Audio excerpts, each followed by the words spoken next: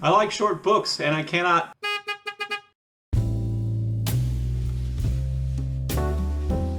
Hello and welcome back to Bookish, and welcome to a video in which I'm going to praise short books. This should be a short video because it's about short books. This is Shorty September. It's one of my favorite reading events of the entire BookTube reading year, and that's because I absolutely love short books. I love reading short books. I love handling short books. I love when I get a short book on my Kindle and I turn the page and all of a sudden the percentage goes up 1 percentage point. I absolutely love short books. I love everything about them. There's a satisfaction in being able to finish a book quickly, to hold all the ideas of that book in your head at one time, to be able to focus for a short period of time, a day and a half, maybe 2 days on just one book and just one subject, and to finish that and to feel the completion of having read that book. Not just for the sake of saying, hey, look, I read 10 books this month, but because it feels satisfying to have gotten to the end of the story, to have learned the resolution, and you just get there quicker with short books than with long books. Long books have their good points. Struggling to see them right now at this point in my life as I'm more and more aware of the time that I have left, but short books definitely have some virtues. One of them I think may be particularly to me and readers like me, and I like writers who write with an economy of language, who are able to create a character, to, show us the nuance of a character with just one really well-turned phrase or one little observation, or maybe it's just a few small observations all the way through, without a long description, without having to go into depth about their psychology. We understand them from the moment, we read this one thing about them, or from the moment we read this one or this series of small clues about them. The same thing being true then with the emotion of the story, where they're not, overemphasizing the emotion. They're not overplaying it. Descriptions, descriptions of landscape that are terse and brilliant and perfectly worded, rather than being long and grandiose and necessarily, really long and poetic. Those are things that I really admire in books. And short books, almost by definition, have to have that economy of language. They can't be as long.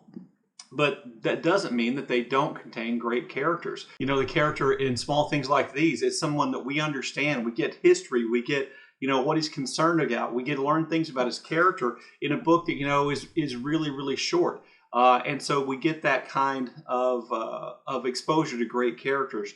Again, to use Claire Keegan as an example, in Foster, we understand the story, the life of this young girl who is being, fostered by a couple who doesn't have a child at the time.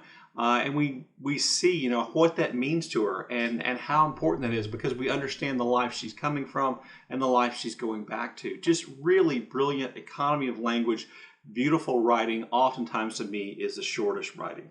Another great thing about, I think, short books is they almost always have fewer characters. One of the things that I would complain about with lots of long books is that they have a whole lot of characters that you have to keep up with. You have to remember about, 10, 12, 15 characters oftentimes in really long books. And that can be really, really difficult to keep up with, and to remember who they all are and what role they all play and what their relationship is to one another and to, the main characters. Those are things you have to keep up with. And in a short book, you're usually only talking about 1, 2, maybe 4 main characters who are in that book. And then the last thing I'll say in praise of short books is I think short books are, by almost their very nature, have to be heightened in intensity. That everything has to be a little bit more intense. Just as I was describing the characters, we have to get that impression of the characters quickly.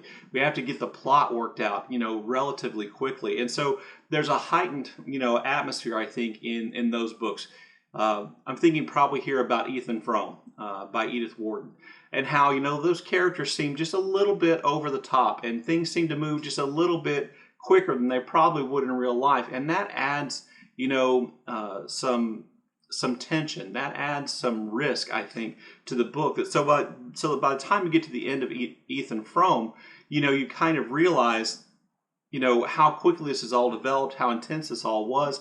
That adds, some drama to it, and it makes kind of the denouement of that novel, I think, even more impactful. That if Wharton had stretched that out over a long period of time, over a long novel, even, you know, a novel of 350 pages, that ending wouldn't have had the same impact because the events wouldn't have had the same intensity.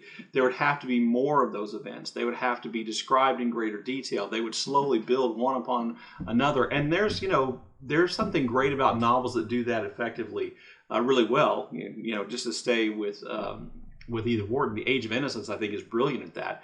But in Ethan Frome, it needed that kind of sharp action, that kind of heightened action to make that ending all the more powerful. Anyway, this is my short video in praise of short books, you know, which to be honest with you, I like short books a lot more than I like long books. Let me know what you think in the comment section down below. And as always, thank you for watching.